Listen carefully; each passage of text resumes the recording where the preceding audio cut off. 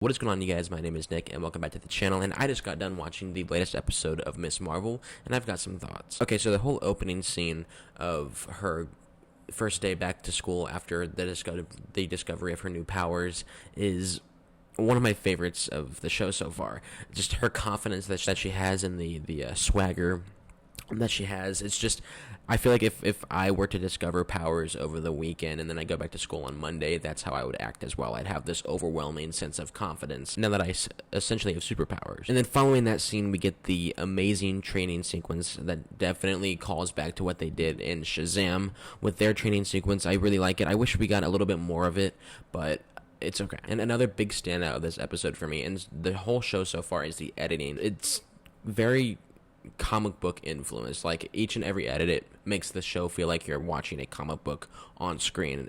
Scott Pilgrim is a terrific example of that same type of editing style, and I think it fits very well within the show of Miss Marvel. And we got some new characters in this episode. We got Nakia and Cameron, I believe is how you say their names, and so far I love both of them. Both of them are great supporting cast members. Both of them are amazing friends to Kamala Khan, which I love seeing that. And I really love how Bruno acts around Cameron, because they kind of have this like little love triangle going on, although Bruno does not really voice his feelings for Kamala, but you can really feel the awkward energy in the air whenever Cameron is saying something nice or flirting with Kamala at all. And we get some more of the Department of Damage Control in this episode, and if you read the comics, and you know what kind of happens with Miss Marvel and the DODC, so it's kind of interesting to see that it looks like they're going down that route. If you guys don't know what I'm talking about, I'm not going to spoil it because it's a pretty big arc in the comic that I'm a big fan of. And then to go along with the DODC, no spoilers once again, but that ending scene of what happens with Miss Marvel and the DODC, it's really setting up for what's going to happen